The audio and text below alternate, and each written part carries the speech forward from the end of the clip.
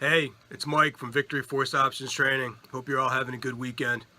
It's Sunday afternoon, and I'm sitting here getting ready to do the second installment of this new bi-weekly blog, New Adventure, New Opportunity. If you haven't seen the first episode that I posted 2 weeks ago, go ahead and go back and check that out. I got to tell you, the first week after the introductory installment was a wilderness week. Don't get me wrong, it had some high points, but it started out with the funeral of a friend who was a warrior and a true American hero, and it kind of went on from there. I spent a lot of time in meetings. A lot of those meetings were not very productive. I had a couple sparring matches with some colleagues that just sucked the energy right out of me. Plus, the love of my life was under the weather, so I couldn't even rely on her to pick me up. For the most part, jiu-jitsu was my salvation and my motivation during that week, but even that wasn't without a wilderness moment. I'll get to that in a little bit. But second week was just pretty much a work week, so that brings us up to where we are now. Enough of this. Let's see what's going on with the program. As I said in the first installment, my professional reading for the last couple of weeks has been focused on the 21 Irrefutable Laws of Leadership by John Maxwell. I finished it on Friday. I'm probably going to do a full book review on that, so I'm not going to get into a lot of it right now. But I do want to list the laws as enumerated in the book. I have to point out that I've been reading the 10th anniversary updated and revised edition. So if you're familiar with the original, there's 2 changes to the laws.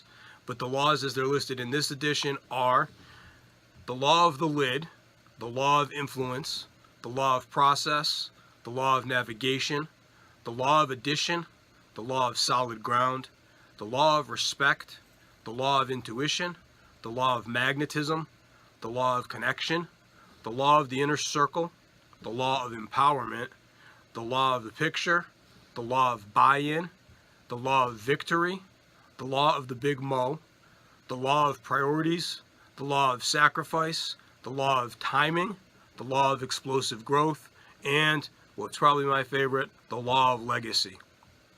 Again, I'm a big John Maxwell fan. I really enjoyed this book. I'm glad that I put it into my professional reading rotation.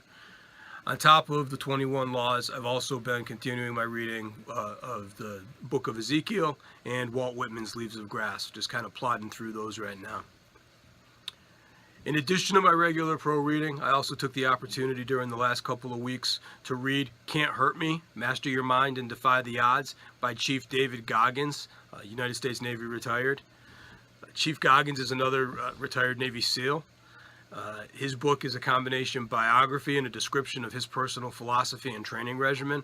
I was turned on to this book by an online discussion in a group page dedicated to extreme ownership. He's got a very similar approach to the idea of discipline, but this is a very different book. I'm finished it in the middle of last week. I'm still not certain how I feel about it. I'll get more into it if I decide to do a separate review.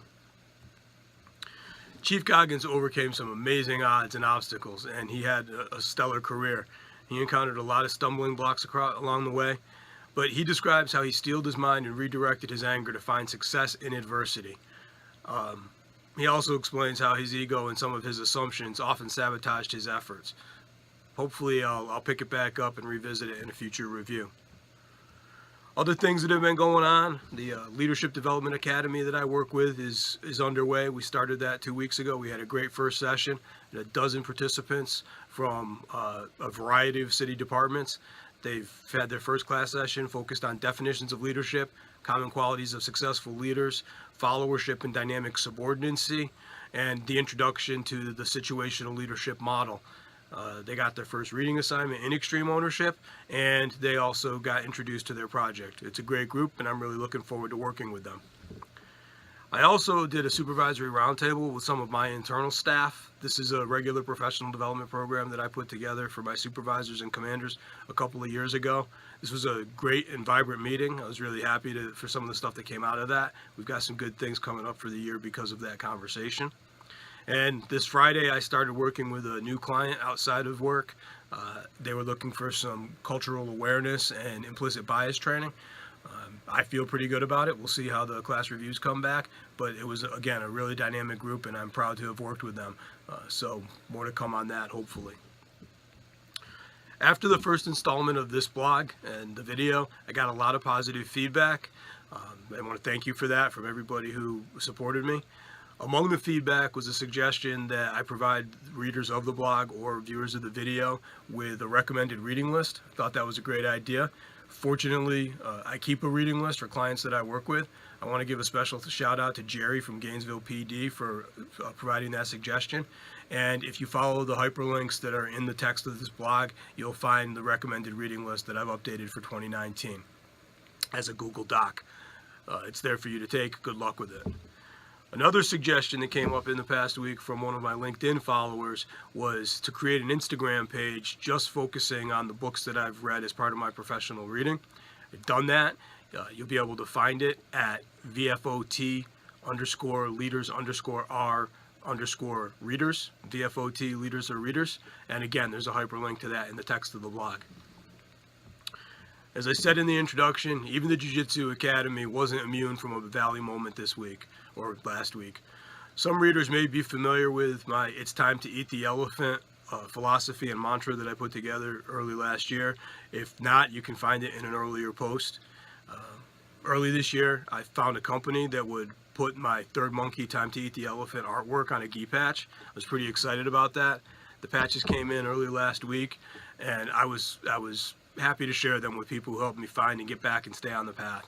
I was giving them to family members and friends and people that I train with at the dojo.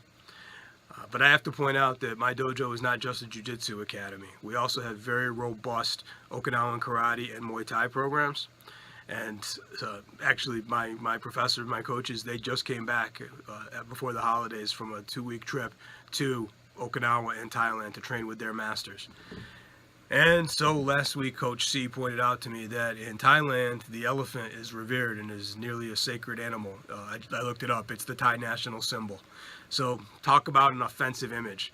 Like I said, I teach cultural awareness and implicit bias, and I screwed that up.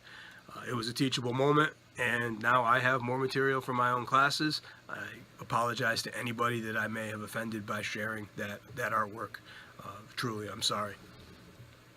I hadn't done a whole lot of writing outside of the blog during the 2-week period, but I do have some writing related news. A relative pointed out to me recently that Kindle Direct Publishing had changed their offerings. I checked it out, and it was true. I was able to convert the existing ebook of Rising Through the Ranks, Leadership Tools and Techniques for Law Enforcement into a print-on-demand paperback. And so Rising Through the Ranks is available from Amazon again at a reasonable price in a paperback edition. It's pretty exciting. I'm excited that that opportunity is there and that the book is available again. I do have to point out there's some funky formatting stuff going on in the paperback edition because of the different sizes of the pages, but all the content is in there. And again, there's a link in the text of the blog to the Amazon page where it's available. I did actually sit down this week and start putting together an outline for the follow-on book to Rising Through the Ranks. It's very, very sketchy and very, very basic, but it's progress. I did do some writing. So what else has been going on? Most of the fun stuff that I've done in the last 2 weeks has really been around jiu-jitsu. But you know, I did get in a couple extra times. I got to work with some of the youth classes. Like I said in the first blog post, I've taken up this new activity of rucking. So I've actually gotten out a couple times in each of the last couple of weeks and done that, up to just over 5 miles.